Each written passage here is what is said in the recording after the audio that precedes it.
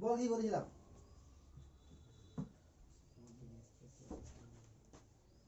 গিবসের free energy করাচ্ছিলাম last নাকি?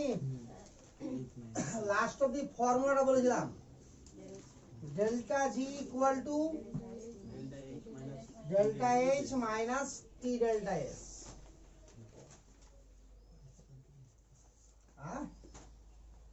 ভুলভাল বলবি না। কি যে ক্রস কন্টিনিউয়াস প্রসেস কি বললি তুই? কোথায় বললি তুই? For spontaneous process. ও ফর স্পন্টেনিয়াস প্রসেস বললি তুই। আচ্ছা, তাহলে গিবসের ফ্রি এনার্জি পর্যন্ত আমরা অলরেডি কভার করে ফেলেছিলাম। কি জানিস না? ও তুই তো ছিলি না ঠিক তো। হ্যাঁ,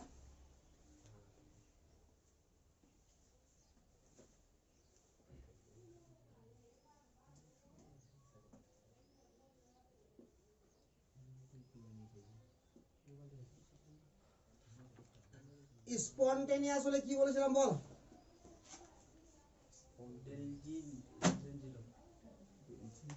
হ্যাঁ, ডেল জি লেস দেন জিরো। নন স্পন্টেনিয়াস হতে গেলে আর ইকুয়াল টু জিরো হলে ইকুইলিব্রিয়াম। আচ্ছা, এটা কোশ্চেন দিয়ে শুরু কর।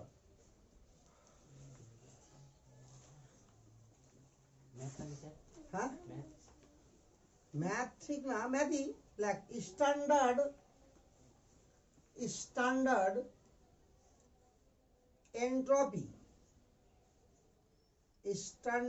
entropy of x2 আর x2 লিখে দে, স্ট্যান্ডার্ড এন্ট্রপি অফ x2 এভাবে লিখ না। হ্যাঁ করে কমা y2 and comma and ले ले and xy3, x2 y2 and xy3 are 60, 40,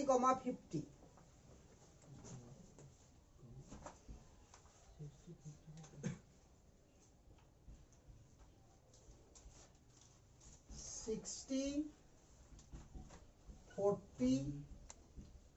আর 50 বুঝছে? জুল পার কেলভিন পার মোল ইউনিট লেগে joule per kelvin per mole, joule per kelvin per mole.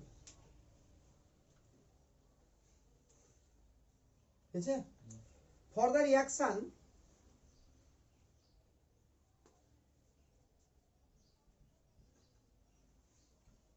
half x2 3/2 y2 gives xy3 for the reaction.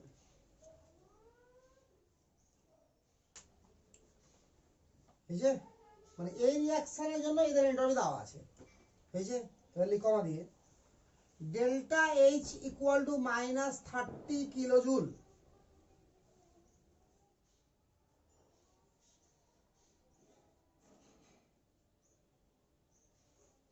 delta H সমান -30 kilojoule to be at equilibrium, to be delta H বুঝতে পারলি? কত বললাম রে? -30 kilojoule at equilibrium, to be at calculate temperature, calculate temperature। বাস এই হলো question. বল কি করে কি করবি?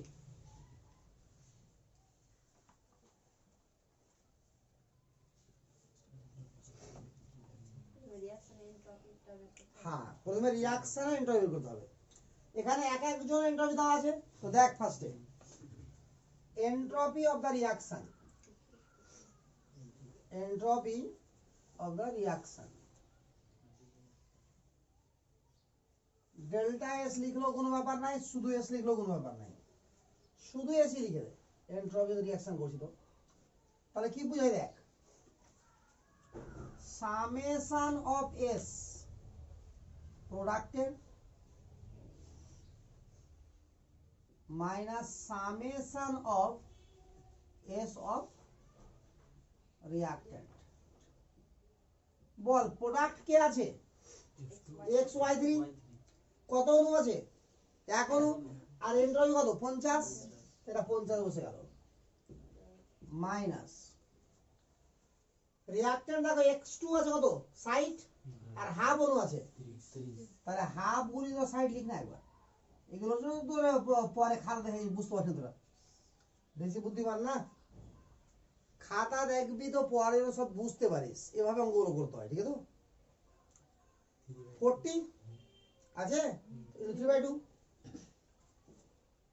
তাহলে 3/2 ইন্টু 40, তো এটা হলো 30, এটা কত, এটা কত 20, 3 20 60, তো 60 আর 30 90, তো হয়ে গেল -40 জুল পার কেলভিন পার মোল। তাহলে রিঅ্যাকশনের এন্ট্রপি কত বেরোলো তাহলে -40, একেবারে ক্লিয়ার হয়েছে রে। এবার বল অ্যাট ইকুইলিব্রিয়াম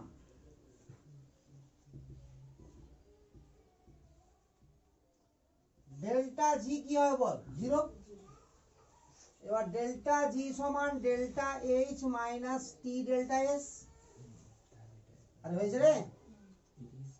তাহলে এটা ডেল্টা এসটা কার রিঅ্যাকশনের, তো এখান থেকে ওই জন্য বললাম এস দিলেও হবে ডেল্টা এস দিলেও হবে, ঠিক আছে তো।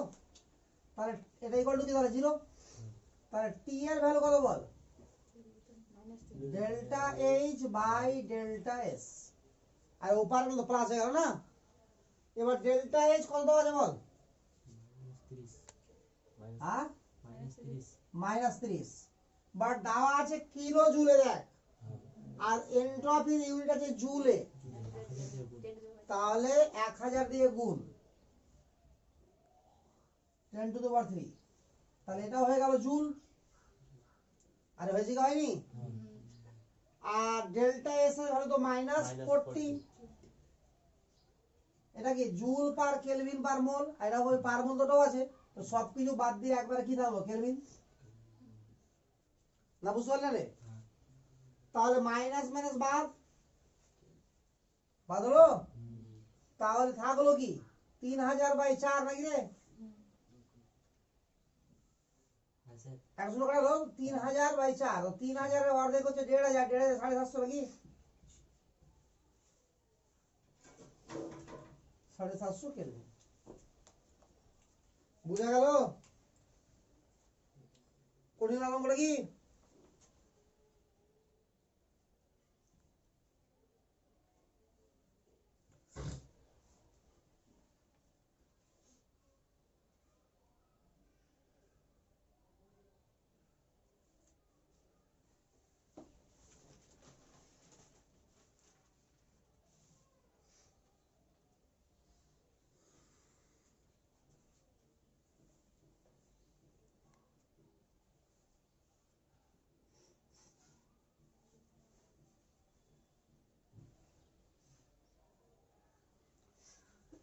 মানে এই ধরনের সিম্পল অঙ্কগুলো পারবি কিনা, পারবি তো।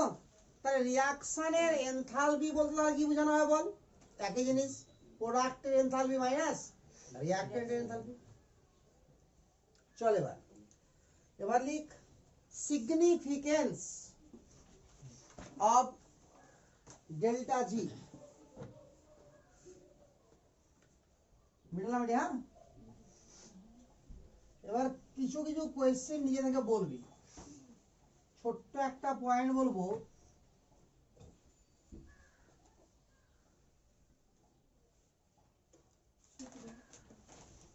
সিগনিফিকেন্স অফ ডেল্টা জি। দেখ ভালো করে, আমরা জানি যে delta G equal to delta H minus T delta S, বুঝলি তো। একদিক থেকে শুনতো ভালো করে, যদি আমার ডেল্টা এইচ নেগেটিভ হয় আর ডেল্টা এস যদি পজিটিভ হয়ে যায়, খুব ভালো করে দেখ, ডেল্টা এসটা নেগেটিভ হলো আর ডেল্টা এস হয়ে গেল কি পজিটিভ, আর টি সবসময় পজিটিভ হয়, টি কখন নেগেটিভ হয় না কেলভিন স্কেলে, ঠিক আছে। তাহলে এটুকু গুণফলটা কি হলো পজিটিভ, তার আগে কি লেগে আছে নেগেটিভ, আর এটাও কি নেগেটিভ, তাহলে ওভারঅল ডেল্টা জি এর ভ্যালু কি হলো নেগেটিভ। আর ডেল্টা জি নেগেটিভ হলে কি হবে, রিঅ্যাকশন কি হবে স্বতঃস্ফূর্ত বা স্পন্টেনিয়াস, আর হবে কি হবে না। তার মানে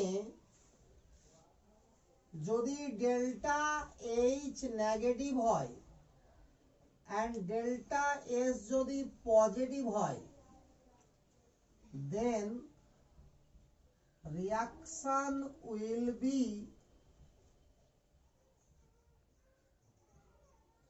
spontaneous at wall temperature। বল বুঝা গেল কিনা। যদি ডেল্টা এসটা নেগেটিভ হয়ে যায় আর ডেল্টা এসটা পজিটিভ হয়ে যায়, তো টি এর ভ্যালু যাই হোক না কেন আমার ডেল্টা জি তো সবসময় কি হবে, সবসময় নেগেটিভ হবে। আর ডেল্টা জি যদি নেগেটিভ হয় তো রিঅ্যাকশন কি হবে স্বতঃস্ফূর্ত বা স্পন্টেনিয়াস। বুঝা গেল কথাটা। এবার ভাব ডেল্টা এইচ কে নেগেটিভ রাখলাম, ডেল্টা এস কেও নেগেটিভ করে দিলাম, তাহলে এইটুকু পোরশন কি হয়ে গেল পজিটিভ, কারণ সামনে নেগেটিভ লেগে গেছে। তাহলে একটা পোরশন নেগেটিভ আর একটা পোরশন কি পজিটিভ, তাহলে ডেল্টা জি কি হবে এবার তার উপর ডিপেন্ড করবে। অর্থাৎ ডেল্টা জি এবার কি হতে পারে, জিরো হতে পারে, প্লাসও হতে পারে, মাইনাস হতে পারে। তাহলে যদি মাইনাস করতে হয় আমাকে তাহলে কি করব, তাহলে ডেল্টা এইচ এর মডুলাসের ভ্যালু টি ডেল্টা এস এর মডুলাসের ভ্যালু অপেক্ষা বেশি হতে হবে নাকি রে। তাহলে 2 নম্বর কন্ডিশন চলে আই, ডেল্টা এইচ হচ্ছে নেগেটিভ এন্ড ডেল্টা এস হচ্ছে নেগেটিভ, ঠিক আছে তো।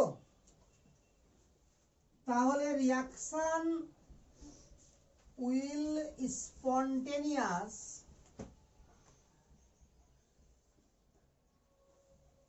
কখন হবে বল, when ডেল্টা এইচ এর মডুলাসের ভ্যালুটা টি ডেল্টা এস এর মডুলাস অপেক্ষা বেশি হবে। না বুঝতে পারলে, আরে নেগেটিভ পোরশনটাকে বেশি হতে হবে তবে তো ফাইনালি নেগেটিভ থাকবে, না বুঝতে পারলি না। তো এই ক্ষেত্রে এটা হতে হবে, তার মানে টি এর উপর ডিপেন্ড করবে। এবার ডেল্টা এস এর যা ভ্যালু আছে আছে, টি যদি হাই হয় তাহলে কি হবে বল, এটা বড় হয়ে যাওয়া উচিত, এটা বড় যাওয়া উচিত কিনা রে, ক্লিয়ার না ক্লিয়ার না। আচ্ছা তাহলে এরকম কন্ডিশনে টি যদি হাই হয় তো রিঅ্যাকশন হবে নন স্পন্টেনিয়াস। ভালো করে দেখ বুঝতে পারছিস কিনা।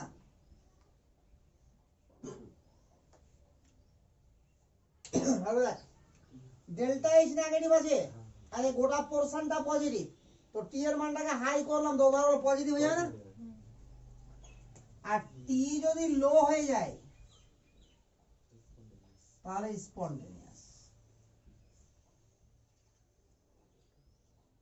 বুঝতে পেরেছিস।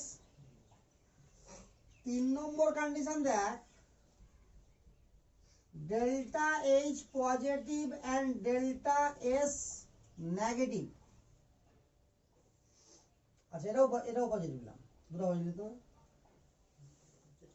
তাহলে এটা যদি পজিটিভ হয় আর এটাও যদি পজিটিভ হয় তাহলে টি এর সঙ্গে গুণ করে পজিটিভ, সামনে মাইনাস আছে তো কি হয়ে গেল নেগেটিভ, কি হলো নেগেটিভ হলো না, নেগেটিভ হয়ে গেল। এবার স্পন্টেনিয়াস হবে কখন, যদি টি ডেল্টা এস এর বড় হয়, তাহলে রিঅ্যাকশন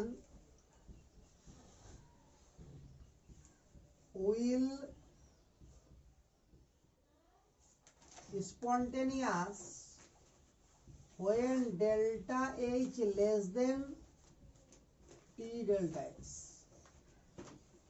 বুঝা গেল কথাটা। যেটা নেগেটিভ হবে সেটাকে বড় হতে হবে বাস, তাহলে স্পন্টেনিয়াস হবে, তাহলে হবে না। এবার ভাব তাহলে এই কন্ডিশনটা ফলো কখন হবে, টি যদি হাই হয় তাহলে নেগেটিভ হওয়ার চান্স বেশি, তাহলে স্পন্টেনিয়াস হবে। আর টি যদি লো হয় হ্যাঁ নন স্পন্টেনিয়াস হবে। তাহলে এখানে টি যদি হাই হয় তাহলে কি হবে বল, স্পন্টেনিয়াস।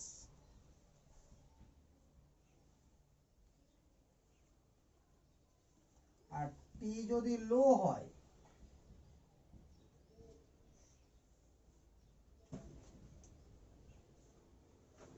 নন স্পন্টেনিয়াস। এবার 4 নম্বর কন্ডিশন দেখ, দেখো বাবুরা, delta H positive and delta S negative. বুঝতে তো, এটা পজিটিভ হয়ে গেল, এটা নেগেটিভ, তো টি সবসময় পজিটিভ, তো নেগেটিভ আর পজিটিভ গুণ করে কি নেগেটিভ, আর সামনে নেগেটিভ আছে বলে পজিটিভ, তো একবার বলেছি সুপ্রিয়। যাই হোক মোটের উপরে কি হলো, পজিটিভ হলো। তাহলে তাপমাত্রা যাই হোক না কেন সব সময় ভ্যালু কি হবে, পজিটিভ, তো রিঅ্যাকশন সব সময় কি হবে, তো reaction will be non-spontaneous at all temperature. Then reaction will be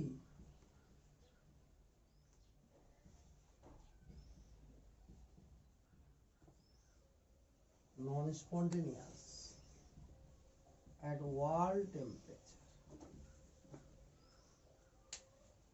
কি বুঝা গেল কাহিনীটা পুরোপুরি?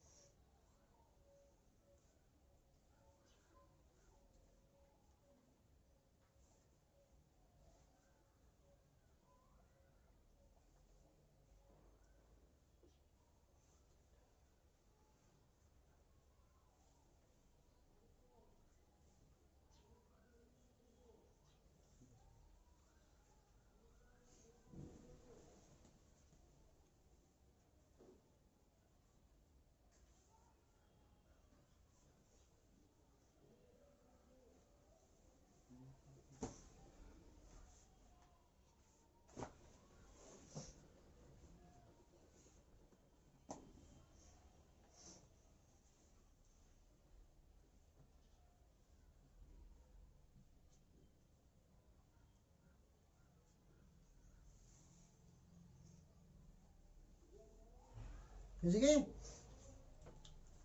এখন সবার রে,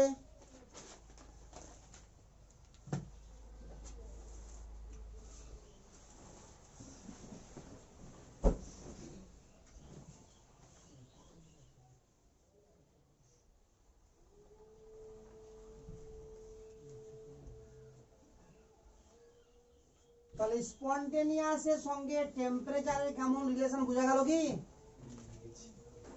আরে আচ্ছা, এবার দেখ অ্যাকচুয়াল জি সমান কি বল, প্রত্যেকে জি ওয়ার্ডটা নিয়েছিলাম, G equal to H minus T S ছিল, দেখ ছিল রে। আরে এটারই তো নাম দেওয়া হয়েছিল ডেল্টা জি, এবার মানে জি গিবসের ফ্রি এনার্জি। এবার দেখ ডেরিভেটিভ করছি, এটা সিম্পল ভাবে ডেরিভেটিভ করছি, D G D H bracket লিখলাম, ডি টি এস, বল বুঝা গেল? এবার এইচ সমান কি বল, ইউ প্লাস পিভি, মনে পড়ছে? আরে এনথালপি সমান কি, ইউ প্লাস পিভি ডিটিএস, এর ডেরিভেটিভ কর, ডিইউ পি ডিবি, পিভি এর কি হবে রে, P DB plus V DP নাকি? তাহলে এটা কি হবে বল, আর টিডিএস, ঠিক বলেছিস, টিডিএস প্লাসটা মাইনাস হয়ে যাবে, এসডিটি হয়ে গেছে। চল এবার ডেল্টা ইউ সমান কত? হ্যাঁ, তো ডিকিউ প্লাস ডিডব্লিউ দেখা যাবে। আবার পি ডেল্টা ভি সমান কত?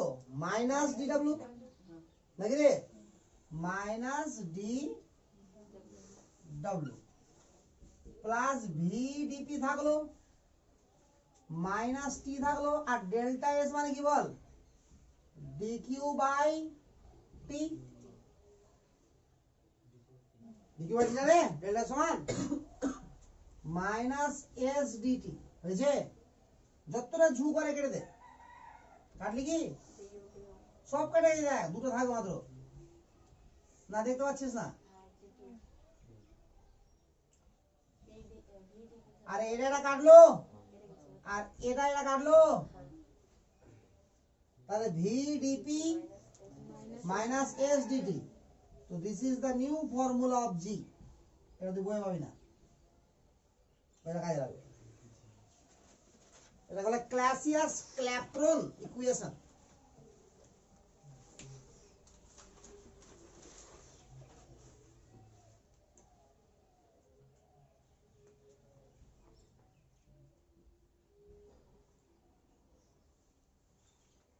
ক্লাসিয়াস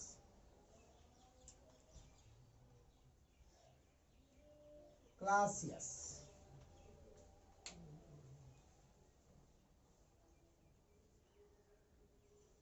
ক্ল্যাপেরন বুঝলি, ক্লাসিয়াস ক্ল্যাপ নাম মেন, ক্লাসিয়াস ক্ল্যাপেরন টাইটেল।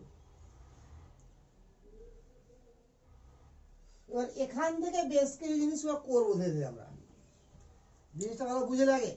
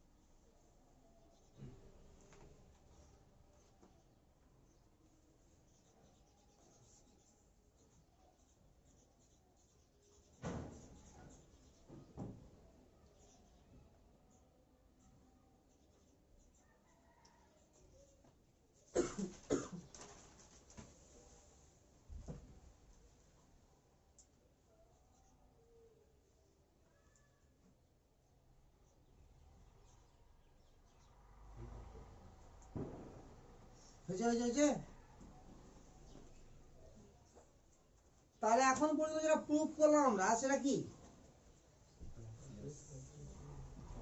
ক্লাসিয়াস-ক্ল্যাপেরন ইকুয়েশনটা মনে থাকলো? কি বল?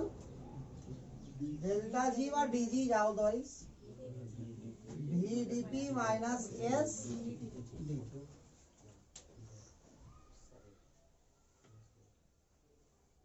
তাহলে দেখেন এবার ফর আইসোথার্মাল, আগে দেখ প্রসেস, গল্প করবি না রে।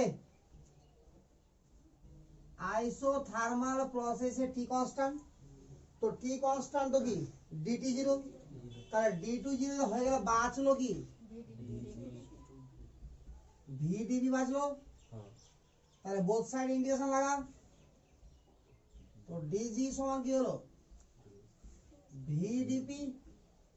এটা জি আছে বলে লিমিট কি হবে জি1 থেকে জি2, এখানে পি আছে বলে কি টি1 থেকে পি2, বাট এখানে চলরাশি কি পি, তাহলে ভি এর ইন্টিগ্রেশন হতে পারে পি এর সাপেক্ষে, আর এক্স এর সাপেক্ষে ওয়াই ডেরিভেটিভ হয় কি হয় না, বসে থেকে যায় নাকি, ডিওয়াই বাই ডিএক্স হয়ে যায় না, তো এরকম হবে না।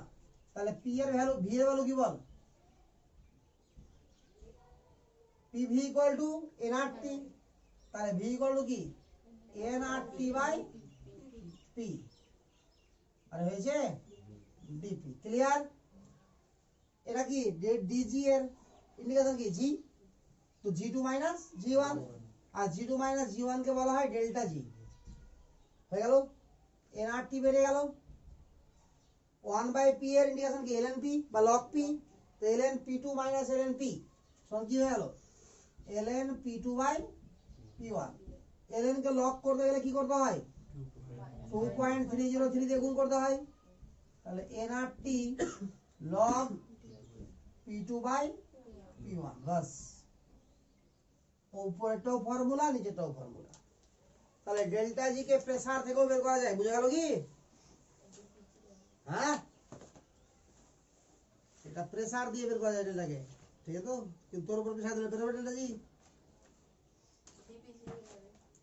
কোনটা? ও আইসোবারিক প্রসেস বলছিস তুই, করে দে।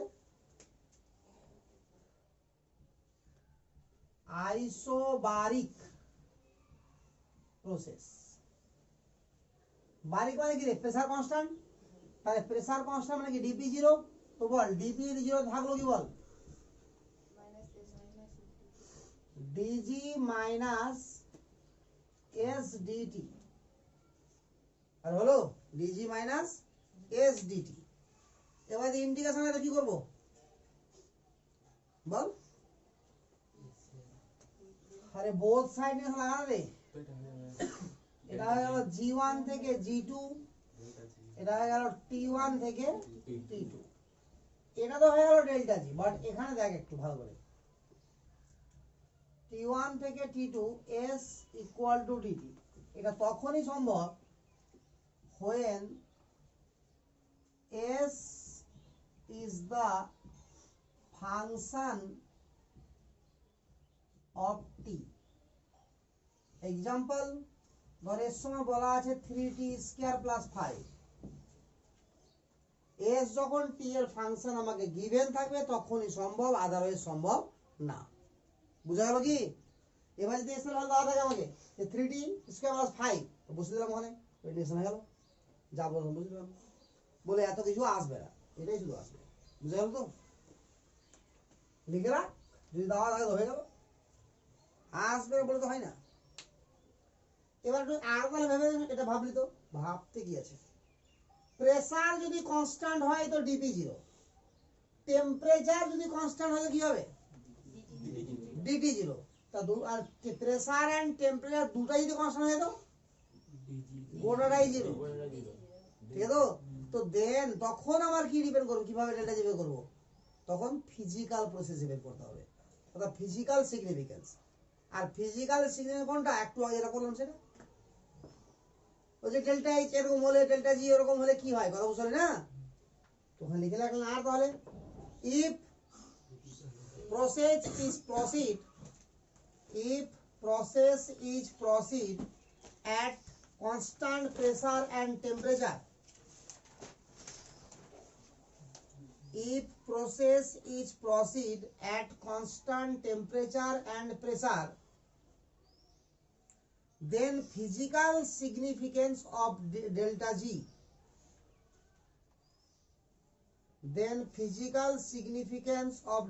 G can be measured, পরিমাপ করা যাবে। কথা বোঝা গেল কি? ফিজিক্যাল সিগনিফিকেশন ছাড়া তখন আর অন্য কিছু বের করা যাবে না। আরে হয়েছে? আবার ফিজিক্যাল সিগনিফিকেন্সও আমরা চেঞ্জ করতে পারি অনেক কিছু। এখান থেকে দেখাতে পারি আমরা যে ডেল্টা জি সমান নন পিভি ওয়ার্ক। ডেল্টা জি হচ্ছে এক ধরনের ওয়ার্ক, এই কথাটা মনে রাখবি। হ্যাঁ, শুনে একটু লিখিস, ডেল্টা জি হচ্ছে এক ধরনের ওয়ার্ক। সেটা কোন ওয়ার্ক? আমরা জানি থার্মোডাইনামিকে মেইনলি যেটা ওয়ার্ক হয় সেটা পিভি ওয়ার্ক, অর্থাৎ প্রেসার আর আয়তনের পরিবর্তনের জন্য ওয়ার্ক হচ্ছে। তো পিভি ওয়ার্ক ছাড়া ইঞ্জিনে আর যেটা ওয়ার্ক হয় ওই ওয়ার্কটাই অ্যাকচুয়াল কি ডেল্টা জি।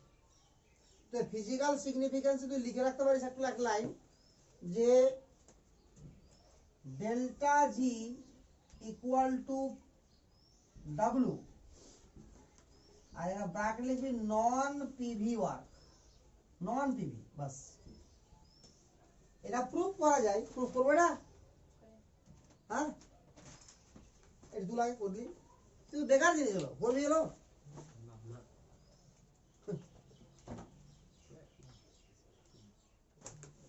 ছাড় এলো, করতে হবে না, এত বেশি করে দেওয়া।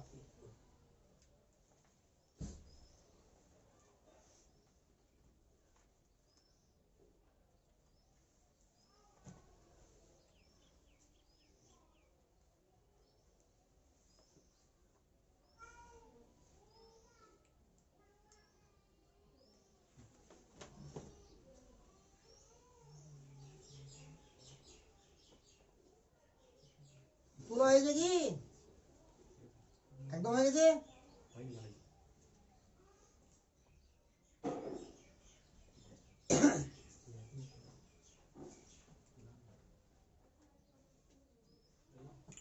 কি আছে রে এনসিআরটি বই আছে, এনসিআরটি অঙ্ক দেবো করতে, দেখ করে দিদি একটা অঙ্ক, বইলে ঘুরছিস কেউ না পার তোকে বাড়তে হবে, দেখিস নি কেন?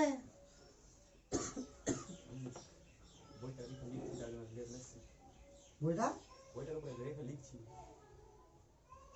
জামিন হয়েছে, এবার পয়েন্ট কর ফেস ট্রান্সফরমেশন, একটা অঙ্ক করে দিয়েছি দাঁড়া। এনসিআরটি কোশ্চেনগুলো সহজ সহজ থাকে, শেষের 4-5টা কোশ্চেন থাকে একদম ঠিক করে দেবে।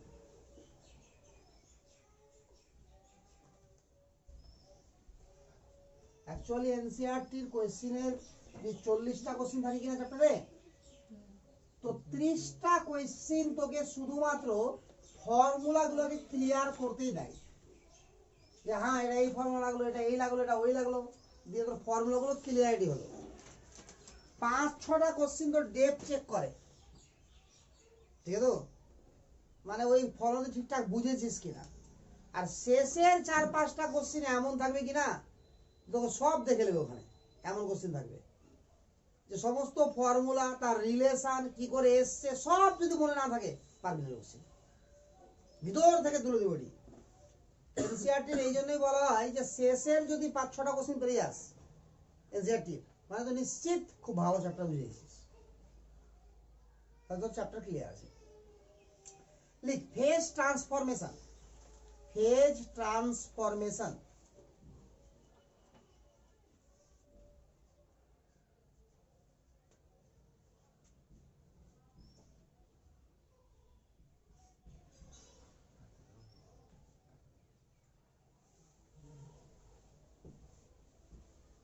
ফেজ ট্রান্সফরমেশন অর্থাৎ দশার পরিবর্তন, তো তো ফেজ যখন ট্রান্সফার হবে, ভালো করে ভাব, বরফ গলে জলে হলো বা জল জমে বরফ হলো, জল ফুটে বাষ্পীভূত হোক বা বাষ্প কনডেন্স হয়ে জল হোক, ঠিক তো, অর্থাৎ সলিড থেকে লিকুইড হোক, লিকুইড থেকে সলিড হোক, লিকুইড থেকে গ্যাস হয়ে যাক বা গ্যাস থেকে লিকুইড হোক, বা সরাসরি সলিড থেকে গ্যাস হয়ে যাক বা গ্যাস থেকে লিকুইড হোক, এগুলোই তো হবে ফেজ ট্রান্সফরমেশন, মানে এগুলোই কিনা।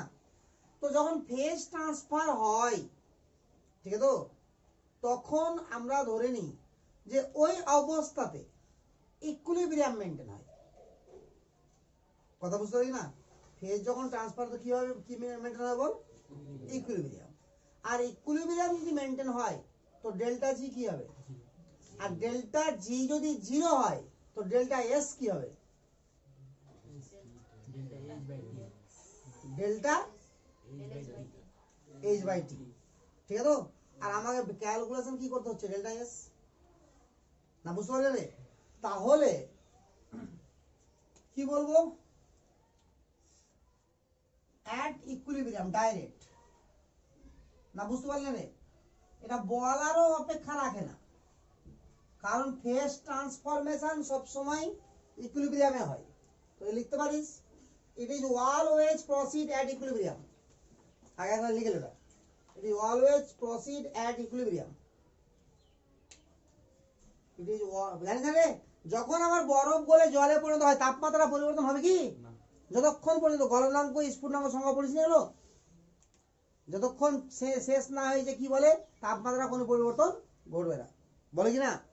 আচ্ছা তাহলে কি লিখলি বল, এবার লেখ নিচে at equilibrium delta G equal to 0 হয়েছে। এবার ডেল্টা জি যদি 0 হয়ে যায় তাহলে আমরা কি বলতে পারবো, তাহলে therefore delta H minus T delta S equal to 0 হয়েছে রে। এবার আমি এখান থেকে 1 2 করে লিখছি, এটা 1 নম্বর থাক। এবার এ বি করে লিখছি। ধরে নে এ থেকে বি গেল, ফেজ ট্রান্সফার হলো।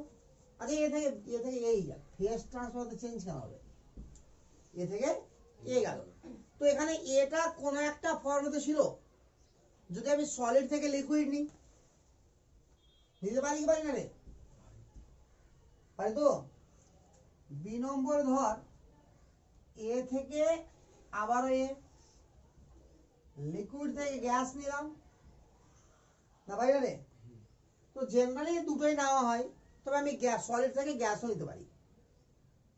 সলিড থেকে গ্যাসকে কি বলে? সাবলিমেশন বলে রে। চল লিখে গতি কি না, একটা হয় না, বেশি লিখতে পার কি আছে।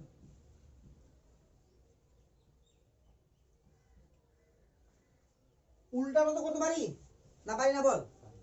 এবার আগে বল, সলিড থেকে যদি লিকুইড হয় এই ঘটনা কি বলা হয়? ফিউশন। কি বলা হয়? ফিউশন। তাহলে এখানে বলা যাবে কি delta H fusion T delta S fusion equal to 0। আর হলো, তাহলে এখান থেকে ডেল্টা এস ফিউশন কি দাঁড়াবে বল? Delta H fusion by T. এইভাবে লেখা থাকে বইয়ে ফর্মুলা, ডাইরেক্ট। এটা ডাইরেক্ট লেখা থাকে বইয়ে, বুঝে গেল? এটাকে কি বলা হয়? বয়েলিং বা ভেপোরাইজেশন নাকি রে? তাহলে এখানে কি লিখবি বল? Delta H vaporization minus T delta S vaporization equal to 0। তাহলে ডেল্টা এস ভেপার বা ভেপোরাইজেশন সমান কি হলো? Delta H vapour by T. এটা আরেকটা লেখা যাবে, বই থাকবে, বুঝছে? এটা কি হয়? সাবলিমেশন। তো ডেল্টা এইচ সাবলি গোটা লিখে টি ডেল্টা এস সাবলিমেশন। এটা পাবি না, প্রথম প্রথম ধরে পাবি। তো delta S sublimation equal to কি রে? Delta H sublimation by T. তো প্রথম দুটোই পাবি, যদি পাস তো পেতে পারিস। এবারে ধরে ধরে ফর্মুলা করে কি বের করতে হবে আমাকে বল? Delta S. আবার ডেল্টা এস এর ন্যাচারাল প্রথম ফর্মুলা কি শিখেছিল বল? এমনিতে ডেল্টা এস সমান কি বল? ডি কিউ বা Q reversible. Q reversible by T, এটা মেন ফর্মুলা। ঠিক আছে? হচ্ছে তাহলে হিটেরই যদি আগের মতন দিয়ে দেওয়া থাকে তাহলে কিছু ভাববো না। এক একটা কেমিক্যাল রিঅ্যাকশন পার্টিকুলার রিঅ্যাকশন এর ভাববো, বুঝা গেল কি?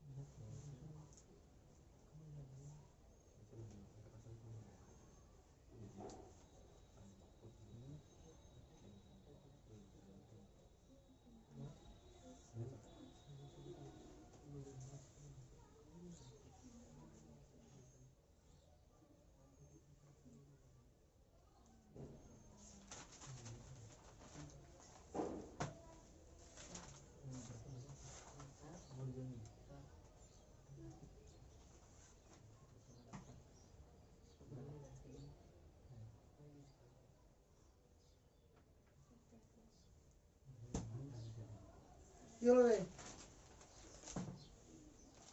লিখ এরা কোশ্চেন বই নিয়ে এলো ইন্টারভিউ তো করিনি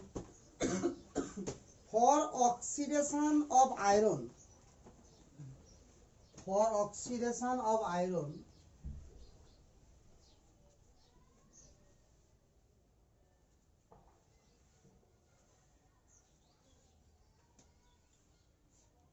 four Fe plus 3O2 2Fe2O3 এটা সলিড দেওয়া আছে এটা গ্যাস দেওয়া আছে এটা সলিড এন্ট্রপি চেঞ্জ দেখবার এন্ট্রপি চেঞ্জ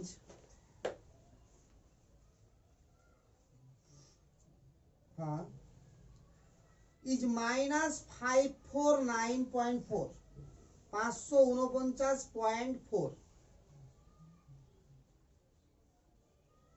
जूल पर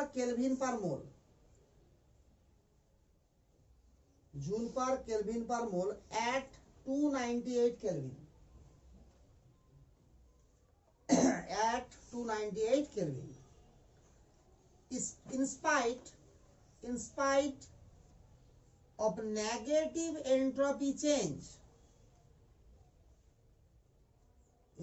of negative entropy change of this reaction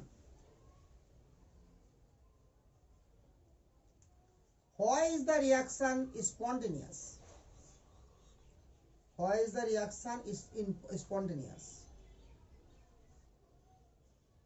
বুঝছে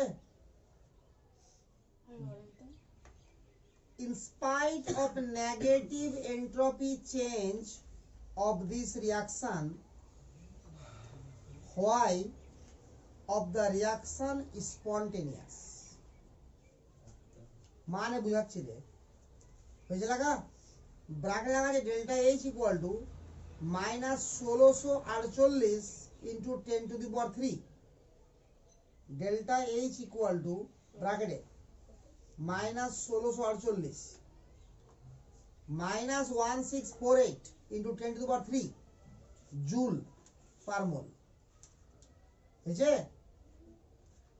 বলা হয়েছে যে গিভেন রিঅ্যাকশন যেটা দেওয়া আছে এই রিঅ্যাকশনে এন্ট্রপির পরিবর্তন দেওয়া আছে আমাদের তো যে এন্ট্রপির পরিবর্তন এখানে নেগেটিভ তারপরেও রিঅ্যাকশনটা স্পন্টেনিয়াস কেন ব্যাখ্যা করো তো ম্যাথমেটিক্যালি ব্যাখ্যা করতে হবে এরকম নাই ম্যাথমেটিক্যালি ব্যাখ্যা করে দেখাতে হবে যে ডেল্টা এস এর ভ্যালুটা পজিটিভ আছে কার টোটালটা কারণ নরমালি ডেল্টা এস পজিটিভ না হলে স্পন্টেনিয়াস হয় না কথা বুঝতে পারলি কি না তো কোশ্চেনে ডেল্টা এস যেটা নেগেটিভ আছে কার এই রিঅ্যাকশনে দেওয়া আছে তো কোনো রিঅ্যাকশনের ডেল্টা এস তার সঙ্গে এটা তো রিঅ্যাকশন মানে কি সিস্টেমের ডেল্টা এস তাহলে বের করবো কার সারাউন্ডিং এর তো সারাউন্ডিং এর ডেল্টা এস প্লাস সিস্টেমের delta S equal to total delta S তাহলে টোটাল ডেল্টা এসটা কি বেরোনো উচিত পজিটিভ তাহলে রিঅ্যাকশন কি হবে স্পন্টেনিয়াস বুঝা গেল কর গল্প শুনে লাভ নাই ফটাফট কর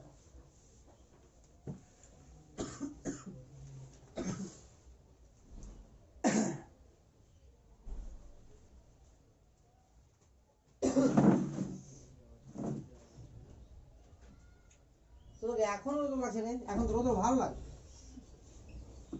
ওরা আজীব লোক সব ঠান্ডাও সহ্য করতে পারবে না গরমও সহ্য করতে পারবে না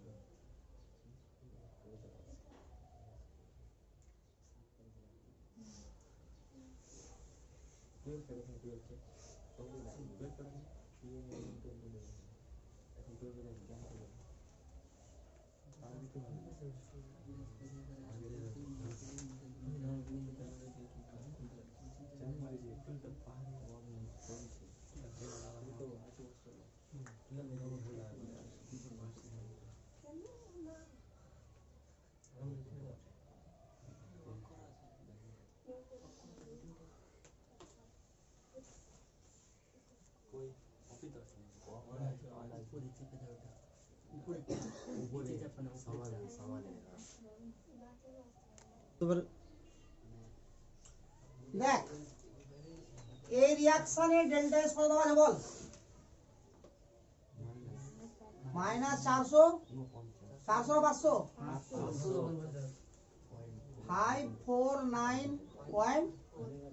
549.4 joule per kelvin per mole বল ডেল্টা এস টোটাল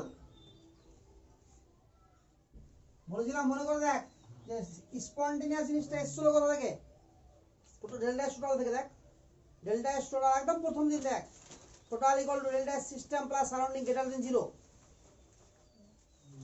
এসলো রে delta S system plus surrounding greater than 0 ওখান থেকে তো ডেল্টা জি হয়েছিল দেখ ভালো করে করেছিল না ইকুয়েশন রে আর এদের এরকম লেখা লাগবে দেখ delta S system plus delta S surrounding greater than 0 এখান থেকে এসলো প্রুফটা এসলো তাহলে ডেল্টা এস যদি সিস টোটালটাকে আমি গ্রেটার দেন 0 দেখাতে পারি তাহলে আমার প্রুফ হয়ে গেল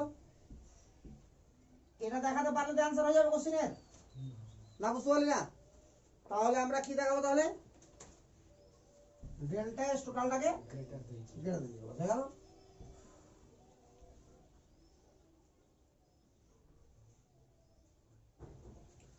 তাহলে ফর্মুলা বারবার ডেল্টা এস সিস্টেমের ফর্মুলা কি রে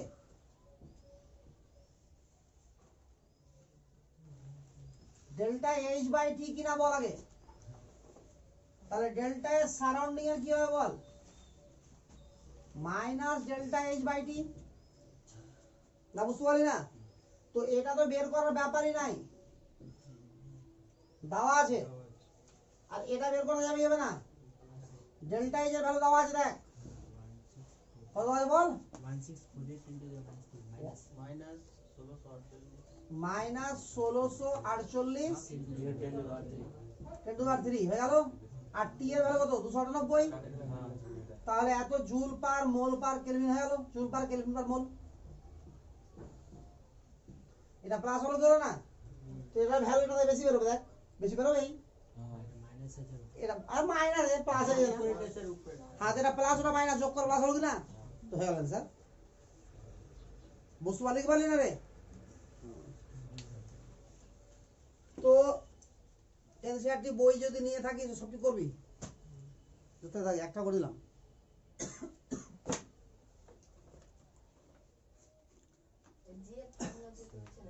হ্যাঁ লাগবে না এখানে তো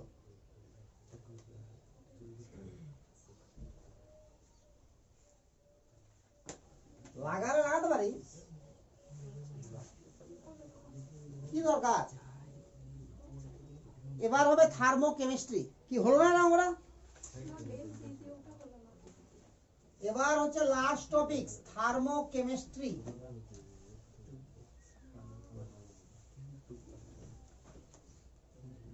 শেষ টপিক সেটা থার্মোডাইনামিক্সের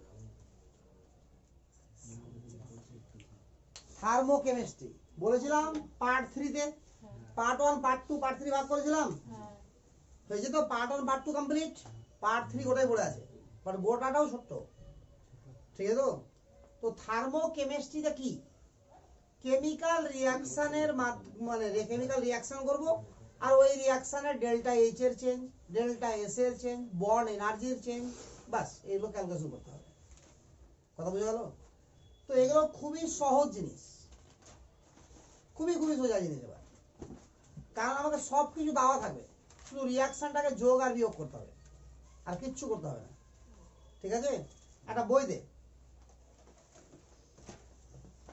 আর বই আছে কার কাছে আছে বইগুলো বের কর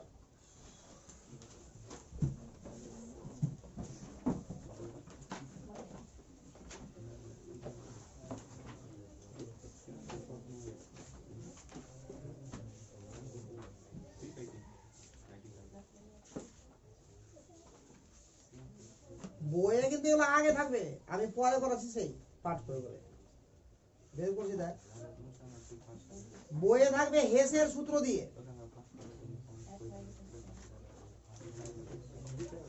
বইয়ে হেসের সূত্র বের কর, এনথালপি আর হেসের সূত্র, ঠিক আছে।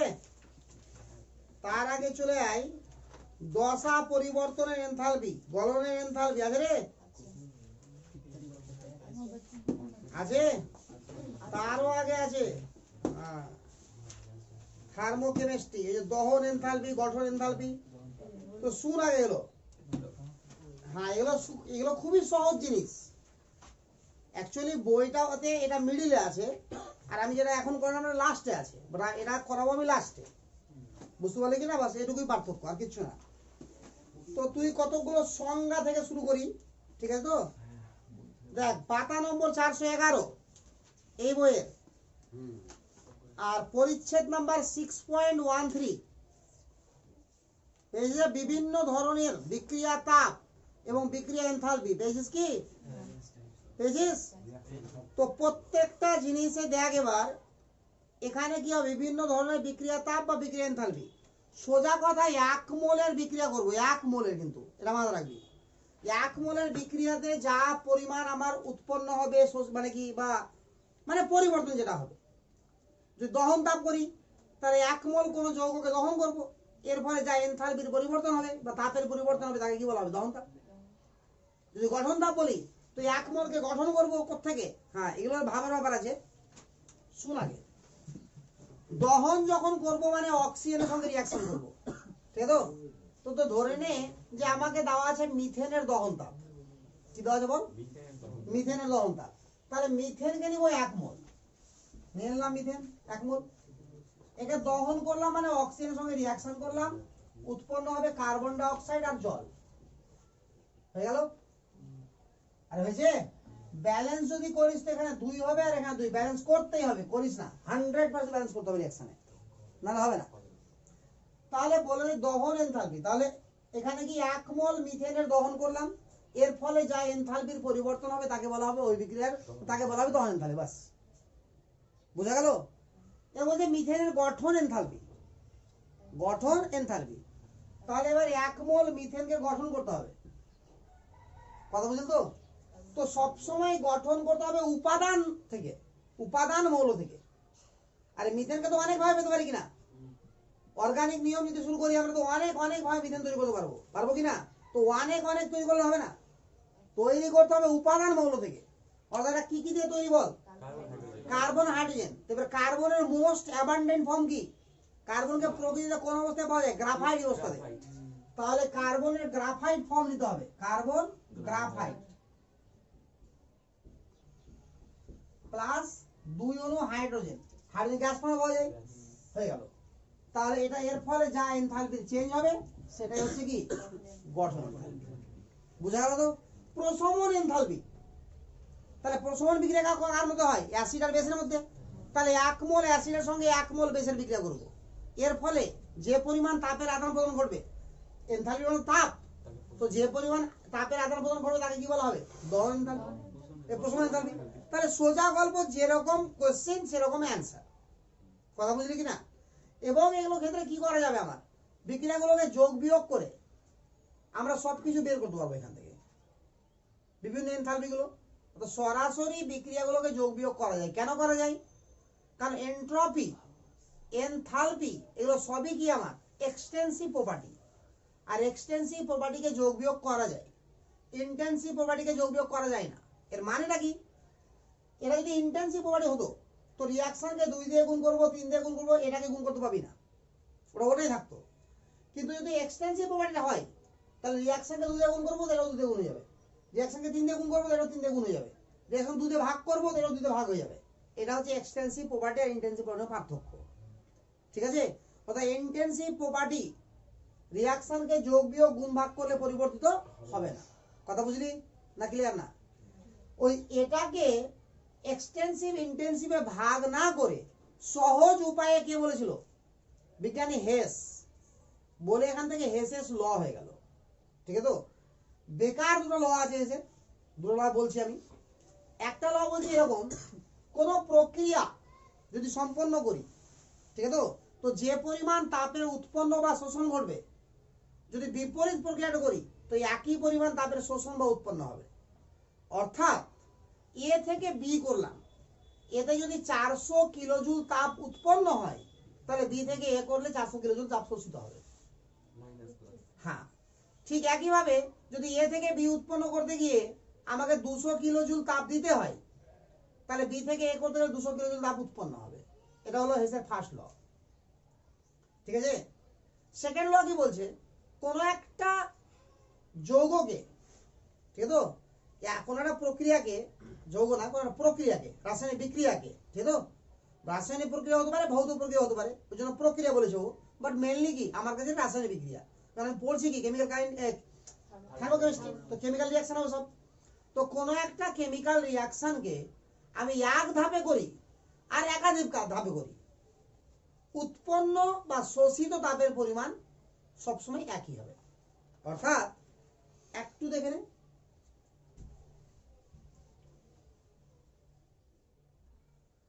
যে প্রথমটা বলছে কি হেসেস ল,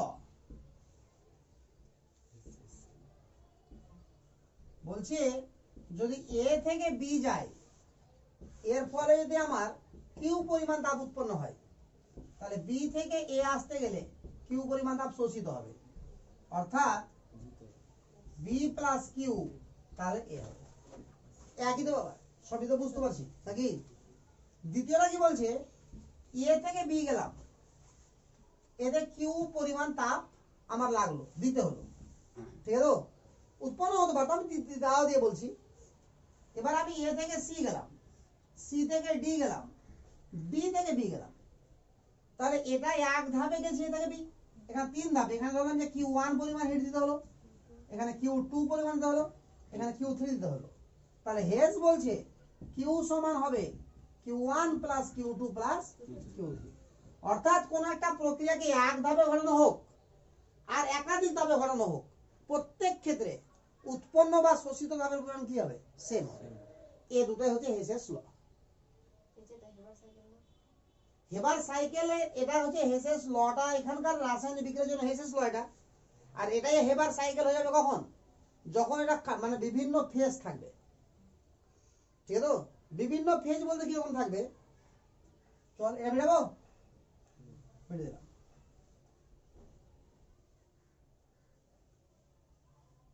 ধরে নেই যে সোডিয়ামকে সলিড পাওয়া যায় আর ক্লোরিনকে গ্যাস পাওয়া যায়।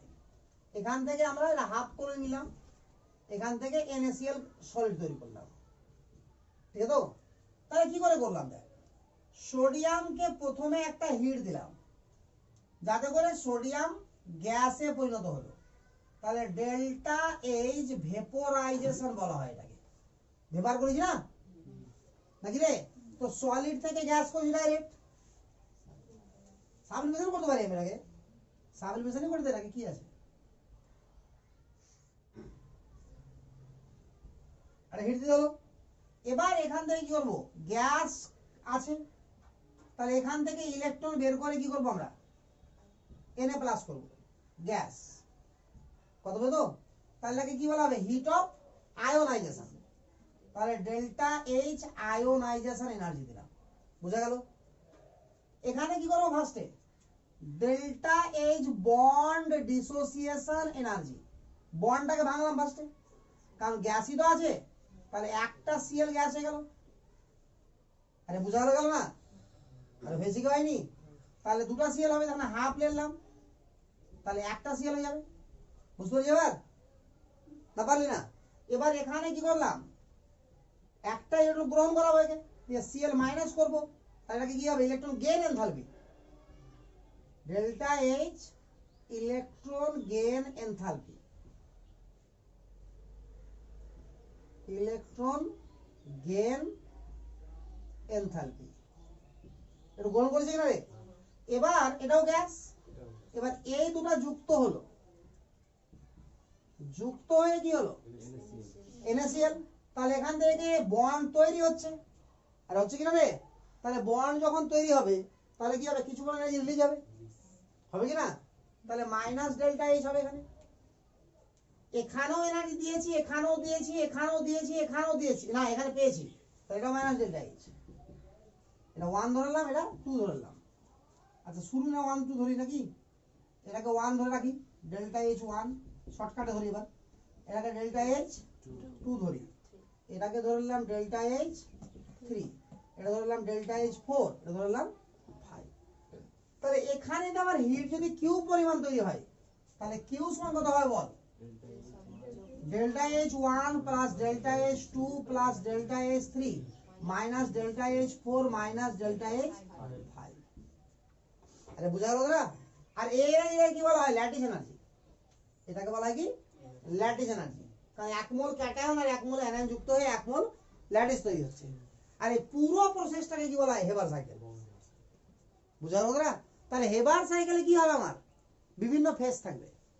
কথা বুঝতে পারলি কি না? আর এখানে একই রাসায়নিক বিক্রিয়া করছি, এখানে হেবার সাইকেল বলা হবে, কি বলা হবে? হেসেস ল বলা হবে। বুঝা গেল না? তাহলে হেবার সাইকেল আর হেসেস ল থেকে পার্থক্য বুঝতে পেরেছিস?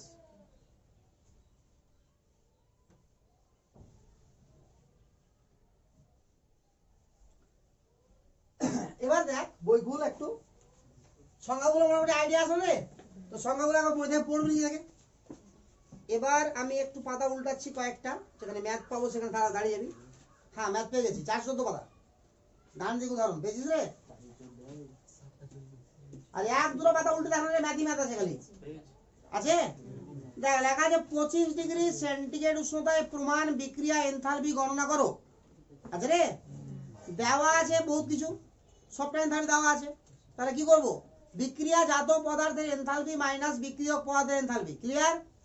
এবার মাথাতে মনে রাখবি, যেটাকে মোস্ট অ্যাবান্ডেন্ট ফর্মে প্রকৃতিতে পাওয়াই যায় তার এনথালপি সবসময় 0, দেওয়া থাকুক আর না দেওয়া থাকুক।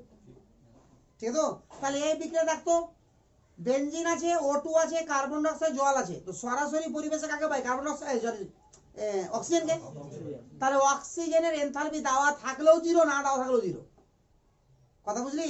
দেওয়া থাকলে 0ই দেওয়া থাকবে, আর দেওয়া না থাকে তো ধরে দেবে কি 0। তাহলে কি হবে? কার্বন ডাই অক্সাইডের যা এনথালপি দেওয়া আছে তাকে 6 দিয়ে গুণ করব, প্লাস জলের যা এনথালপি দেওয়া আছে তাকে 3 দিয়ে গুণ করব। হয়ে গেল? এটি শেষ, বিক্রিয়ার পদ হয়ে গেল। এবার মাইনাস দিয়ে বেনজিনের যা দেওয়া আছে তাকে 1 দিয়ে গুণ করব, দিয়ে ওটা করে দেবো, যেটা হবে সেটা অ্যান্সার। আরে বুঝা গেল? এটা কি হয়? Delta H reaction. কি কঠিন জিনিস কি? তারপরে দেখ 25 ডিগ্রি সেন্টিগ্রেড উষ্ণতায় প্রদত্ত বিক্রিয়ার প্রমাণ বিক্রিয়া এনথালপির মান গণনা করো। তো আবারও গল্প একই, পড়ে লাভ নাই। না বুঝতে পারলি না? 3 নম্বরটা পড় ভালো করে। 25 ডিগ্রি সেন্টিগ্রেড উষ্ণতায় এই বিক্রিয়াটির এনথালপি গণনা করো। প্রথম বিক্রিয়া দেওয়া আছে, কার সাহায্যে? নিচের 4টা বিক্রিয়া, 5টা বিক্রিয়া আছে, তো 5টা বিক্রিয়ার সাহায্যে। তো এই 5টা বিক্রিয়াকে যোগ বিয়োগ গুণ ভাগ করতে হবে এমন ভাবে যেন প্রথম বিক্রিয়া চলে আসে। আরে বুঝতে পারলি তো? এই 5টা বিক্রিয়াকে এমন ভাবে যোগ বিয়োগ গুণ ভাগ করতে হবে প্রথম বিক্রিয়া চলে আসে। তো এটা 5টা আছে বলে ভাবতে বেশি সময় লাগবে একটু, তো আমি তারপরেরটা করে দিচ্ছি তোকে, তাহলে ভাবতে সুবিধা হবে তো। তারপরে 5টা করে দিচ্ছি, ঠিক আছে? তো দেখ আগে তারপরে কোশ্চেনটা দেখ। 298 কেলভিন উষ্ণতায় এই বিক্রিয়াটার ডেল্টা এইচ নট, মাথার উপর নট মানে প্রমাণ এনথালপি, ঠিক আছে? তো আর কিছু না। তো প্রমাণ এনথালপি বের করতে গেলে দেওয়াও থাকবে প্রমাণ, আর এমনি এমনি বের করতে গেলে এমনি দেওয়া থাকবে, চিন্তা করার কিছু নাই। তাহলে দেখ একটু আমি রিঅ্যাকশনটা লিখছি। হ্যাঁ,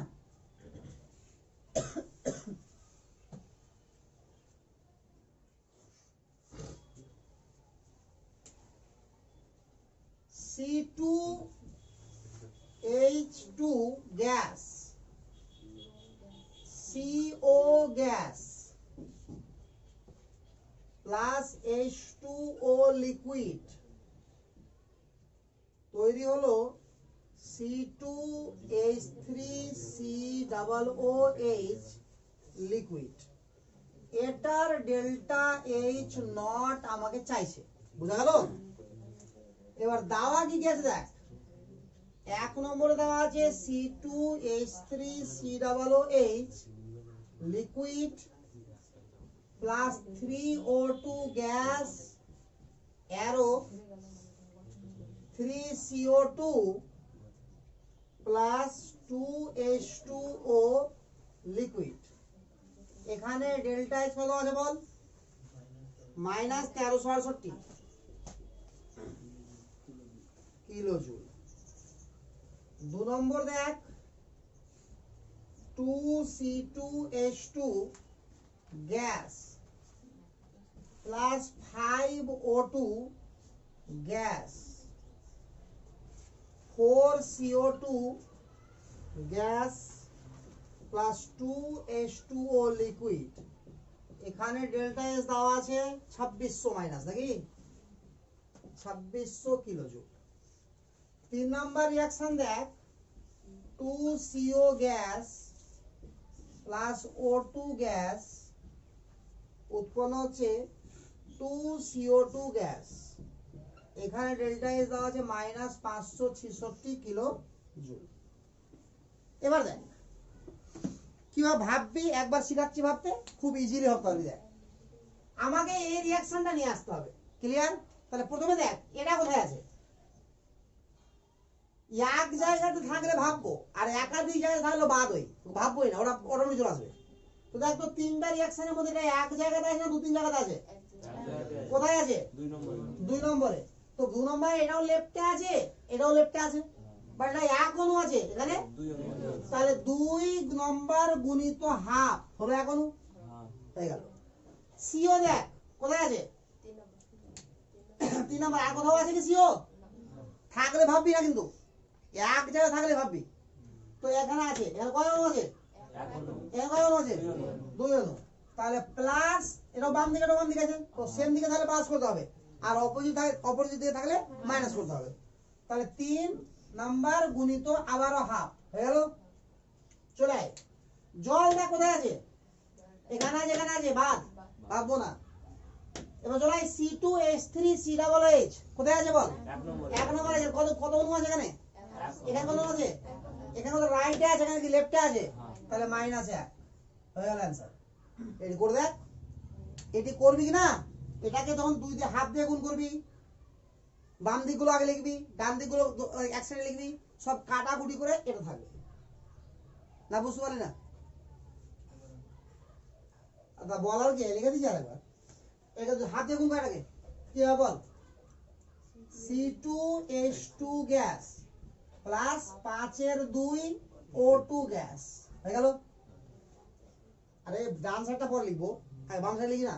এবার 3 নাম্বারকে হাত দিয়ে গুণ করছি না, তাহলে কি CO gas plus half O2 gas. এবারে 1 নম্বরে মাইনাস করছি, তো minus C2H3COOH liquid minus 3O2 gas. বাম দিকের কাহিনী শেষ হলো তখন। এবার ডান দিকে চলাই, আবার শুরু করে এখান থেকে 2 নম্বরকে হাফ দিয়ে গুণ করেছি, তাহলে কি হবে রে? 2 অণু CO2 গ্যাস প্লাস 1 অণু H2O লিকুইড হলো।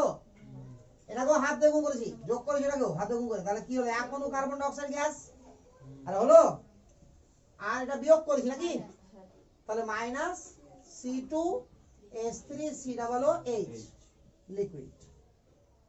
এবার ডেল্টা এইচ কি হবে দেখ, সেম ভাবে করবি। স্যার লাস্টেরটা এই C3 এটা হবে না, উপরে রিঅ্যাকশন 3CO2 আছে কোনটা রে? এই তো লাস্টে যেটা লিখলেন C2H3 লিখলেন না, ওটা 1 নম্বরের বাম ডান দিকের ইকুয়েশনটা হবে। ও আচ্ছা এটা লিখে দিই না, সেই তো। তাহলে 1 নম্বরে এটা মাইনাস, এটা হবে মাইনাস, তাহলে কি হবে? 3CO2 গ্যাস, এটা গ্যাস হবে, মাইনাস 2H2O গ্যাস। না বুঝতে পারলি না? লিকুইড। এবার আছে ক্লিয়ার? এবার ডেল্টা এইচ কে কি করে লিখবি দেখ, যা যা করেছিস লিখে দে।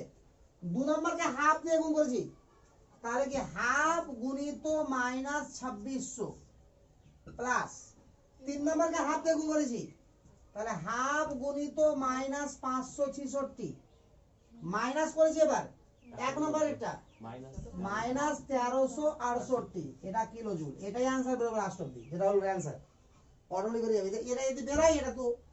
এবার দেখ 5/2 এর হাফ কত হলো রে? 3 3 আর 3 কেটে দে, কেটে যা কাটিনি।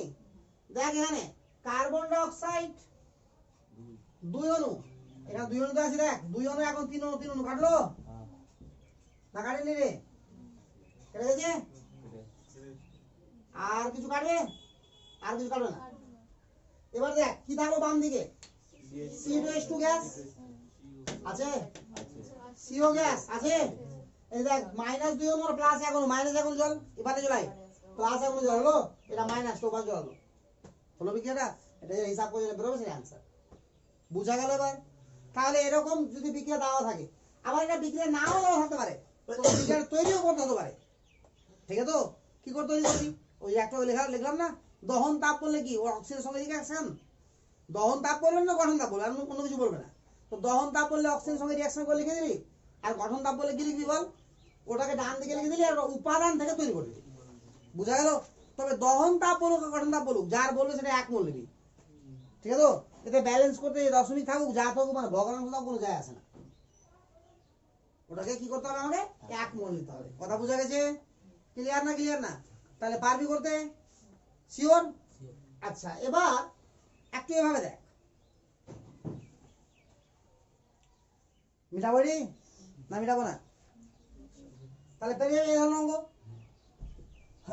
এবার লাস্ট অঙ্ক হচ্ছে বন্ড ডিসোসিয়েশন এনার্জি দ্বারা তাহলে বন্ড ডিসোসিয়েশন এনার্জি বা বিক্রিয়া এনথালপি কি করে বের করব আবার একই ধরনের কথা রাসায়নিক বিক্রিয়া করতে গেলে আমাকে কিছু বন্ড ব্রেক করতে হয় আর কিছু বন্ড তৈরি হয় তো ব্রেক করতে গেলে আমাকে এনার্জি কি করতে হয় বল সাপ্লাই করতে হয় আর যদি আমাকে কি করতে হয় বন্ড ফর্মেশনে কি হবে এনার্জি উৎপন্ন হবে আর হবে কি না তো প্রত্যেকটা বন্ডের এনার্জি আমাকে দেওয়া থাকবে তো সবটা হিসাব করে টোটাল এনথালপি হিসাব করতে পারবো না পারবো তো দেখ ওরকম অঙ্ক দেওয়া আছে ওইরকম অঙ্ক দেওয়া আছে দেখ থাম এখানে না তো অন্য কোথাও আছে পর পাতা উল্টে যাবে গা সবটি অঙ্ক তো এগুলোই আছে অঙ্ক এর পড়বেই হেসের সূত্র কত পরে কইস না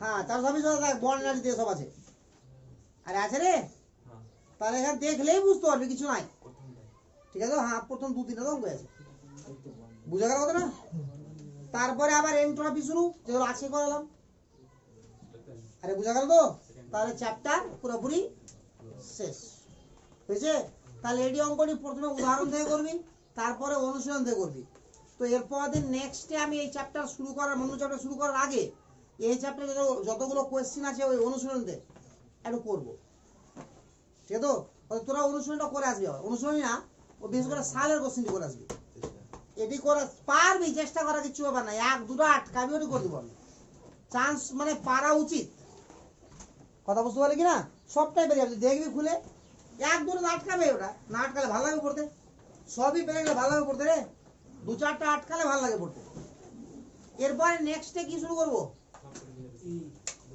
কেমিক্যাল প্রপার্টি ওটাই তো কেমিক্যাল প্রপার্টি ও কেমিক্যাল পিরিয়ডিক প্রপার্টি হ্যাঁ ঠিক আছে